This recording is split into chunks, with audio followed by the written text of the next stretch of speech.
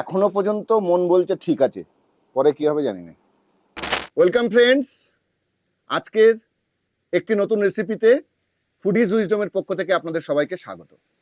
আজকে আমরা সবাই এসেছি, আজকে একটা জায়গায় গ্যাদারিং হয়েছি একটা নতুন রেসিপি করব বলে। আজকে যে রেসিপিটা আপনাদের সামনে তৈরি করে দেখাবো সেটা হচ্ছে মাশরুম চিকেন। তো মাশরুম ক্ষেত থেকে আমি মাশরুমটা তুলে এনেছি এবং আজকে যে মাশরুমটা এনেছি সেটা হচ্ছে মিল্কি মাশরুম। মিল্কি মাশরুম যে ক্ষেত থেকে তুলে এনেছি সেই ক্ষেতের মালিক এবং প্রশিক্ষক আজকে আমাদের সামনেই উপস্থিত আছেন। পরিচয় করিয়ে দেই, উনি হচ্ছেন মলয় ভট্টাচার্য।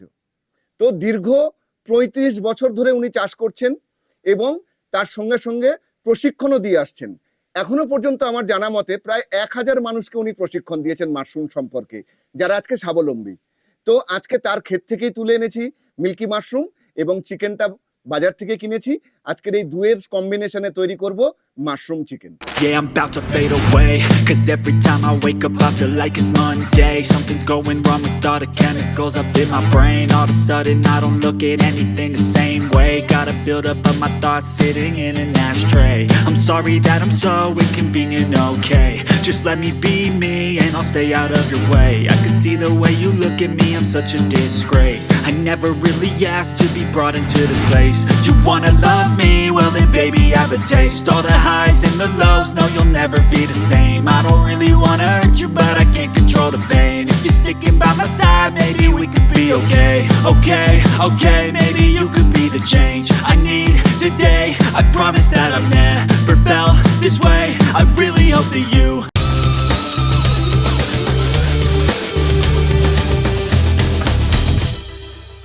প্রথমেই দেখে নিই মাশরুম চিকেন রান্না করার জন্য আজকে আমার কি কি উপকরণ প্রয়োজন হচ্ছে।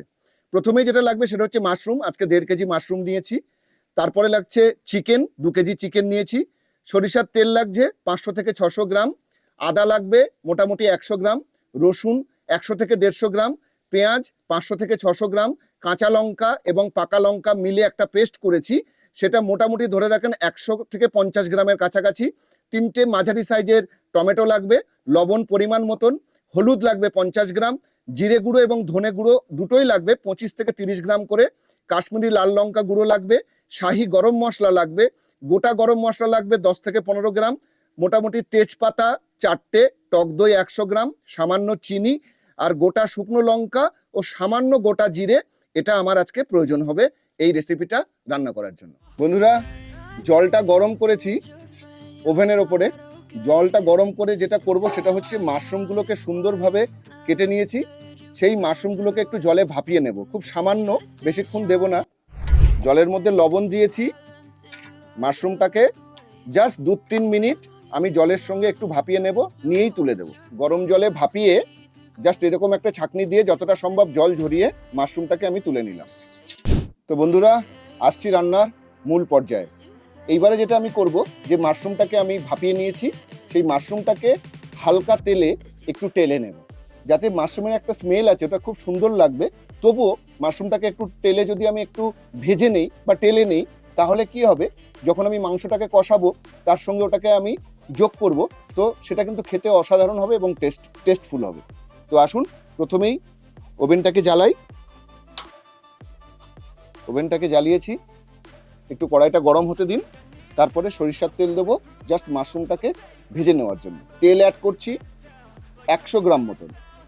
তেলটাকে একটু স্প্রেড করে নেব, কড়াইয়ের চারিদিকে লাগিয়ে নেব।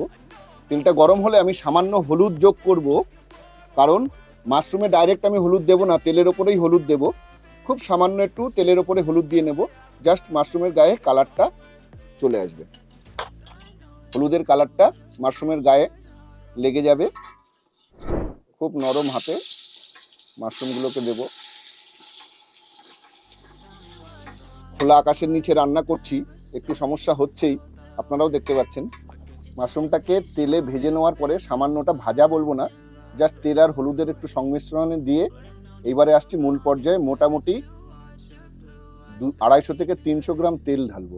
প্রথমেই চিনি যোগ করব। যদি বলেন চিনি কেন, চিনি দিলে এটা তরকারির সুন্দর কালার হয় এবং স্বাদটাও ব্যালেন্স হয়। চিনি দেওয়ার পর গোটা গরম মশলা ফোড়ন দেব।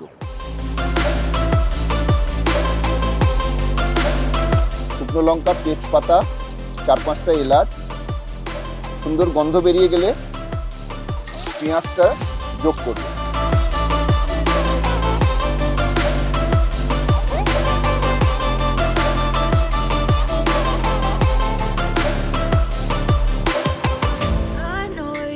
পেঁয়াজটা ভাজা হয়ে গেছে। এই পর্যায়ে এসে আমি টমেটোগুলোকে কুচি করে রেখেছিলাম, টমেটোগুলোকে দিয়ে দিলাম। টমেটোগুলোকে একটু ভালো করে ভেজে নেব, নাহলে একটা কাঁচা গন্ধ হবে টমেটোর। ভালো করে তেলের সঙ্গে পেঁয়াজের সঙ্গে কষিয়ে ভালো করে ভেজে নেব। নেওয়ার পরে বাকি মশলাগুলো যোগ করব। টমেটোগুলো পুরোটাই গলে গেছে, সামান্য আছে একটু। এই পর্যায়ে এসে আমি আদা রসুনের পেস্ট আমি যোগ করলাম।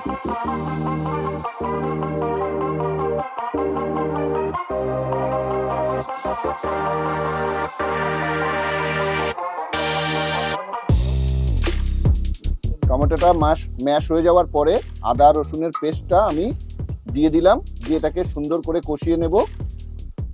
খুব ভালোভাবে কষিয়ে নেওয়ার পরে, কারণ আদা রসুনের একটা কাঁচা গন্ধ থাকে, যদি ভালো করে কষিয়ে না নেওয়া হয় ওই গন্ধটা থেকে যায়, সেটা খুব একটা খাওয়ার সময় খুব একটা বাজে লাগে। তার জন্য এটাকে সুন্দর করে খুব ভালোভাবে কষিয়ে নিতে হবে। খুব নরম আছে, ধৈর্য ধরে কাজটা কিন্তু কমপ্লিট করতে হবে।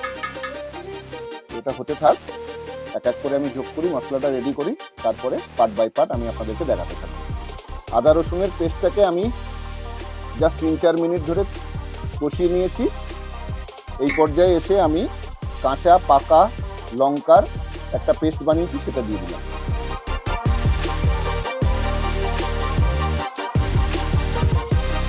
নরম আছে, এখনো 3-4 মিনিট আমি এটাকে ভালোভাবে কষিয়ে নেব, যতক্ষণ না তেলটা না ছেড়ে দেয় মশলা থেকে। আর তেলটা ছেড়ে দিলেই বোঝা যাবে যে মশলাটা আমার কষানো হয়ে গেছে। দেখুন প্রায় অলমোস্ট তেলটা ছেড়ে দিয়েছে। এই পর্যায়ে এসে গ্যাসের ফ্লেমটাকে একদম লো করে দিতে হবে, কারণ আমি টক দই অ্যাড করব।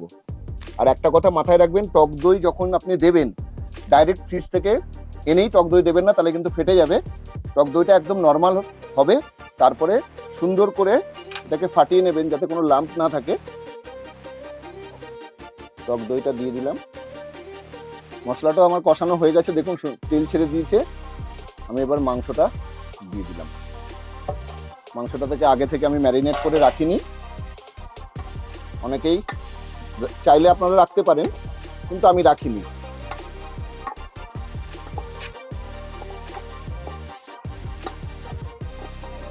দেখুন মাংসটা মোটামুটিভাবে আমি কষিয়েছি 5 থেকে 7 মিনিট। এই পর্যায়ে এসে আমি মাশরুমগুলোকে এর সঙ্গে যোগ করে দিলাম।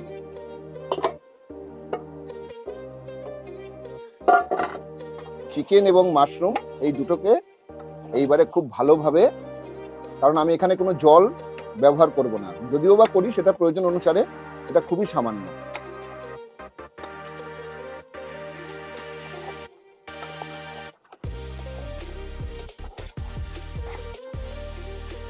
এখনো পর্যন্ত মন বলছে ঠিক আছে, পরে কি হবে জানি না।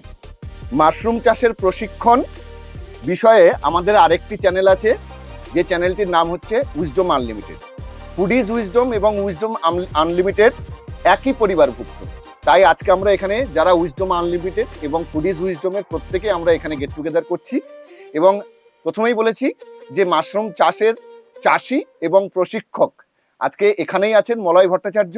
তো এবার মলয়দা কিছু বলুক মাশরুম সম্পর্কে এবং মাশরুমের গুণাগুণ সম্পর্কে। নমস্কার, আমার যত শ্রোতা বা ভিউয়ার্স আছে আমাদের দুই চ্যানেলের, আমরা একই পরিবারভুক্ত চ্যানেল। বিষয়টা হচ্ছে আজকে আমরা মিল্কি মাশরুম রান্না করছি চিকেনের সঙ্গে, এবং সেটা দেখানো হয়েছে। এখন এই রেসিপিটা অনেকের কাছে নতুন, এবং এই নতুন রেসিপি বলেই কিন্তু আমরা আজকে সবাইকে দেখাবো বলে ঠিক করেছি। অর্থাৎ আমাদের দুটো কাজ একসঙ্গে চলছে, একটা হচ্ছে গেট টুগেদার কাজ যেমন আমাদের চলছে দুটো চ্যানেলের, পাশাপাশি একটা নতুন রেসিপি আপনাদের সামনে আজকে আমরা তুলে ধরলাম। এবার বিষয়টা হচ্ছে মাশরুমের অনেক গুণাগুণ আছে, মাশরুমের অনেক রোগ প্রতিরোধ ক্ষমতা আছে, মাশরুম খেলে রোগ প্রতিরোধ ক্ষমতা বৃদ্ধি পায় ইত্যাদি প্রভৃতি আছে।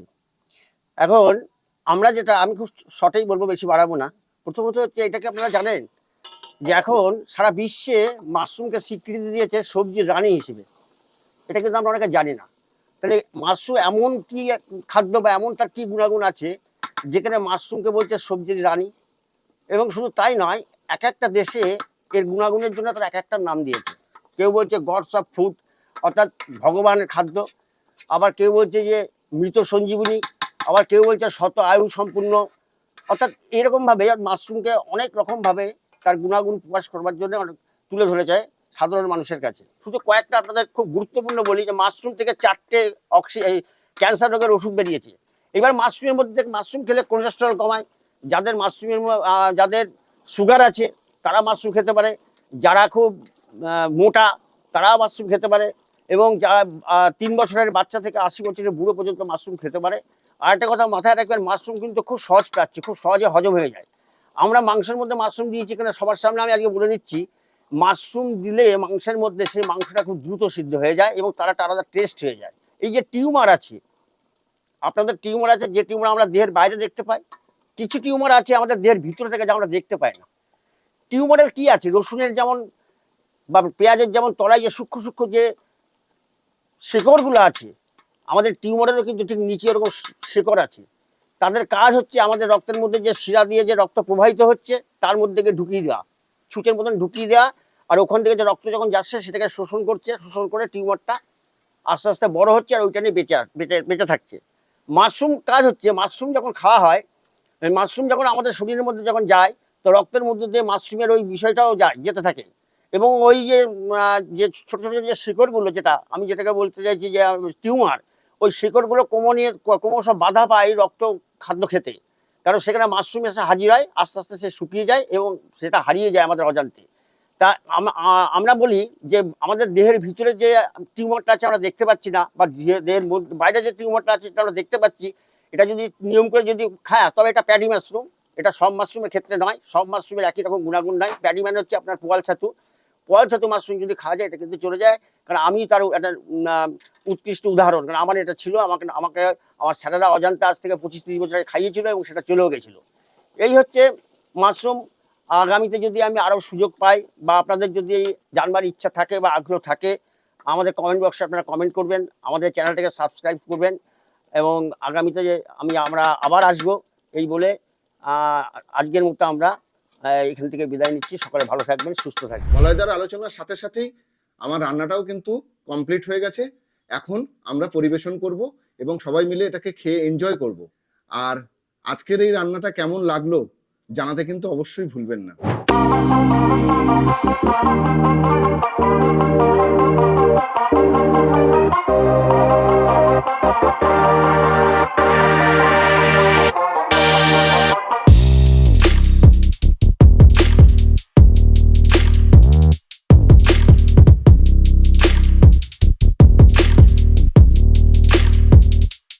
জাস্ট অসম, মানে একদম ভেতর থেকে বলছি, অসাধারণ অসাধারণ, এর কোনো বিকল্প হয় না।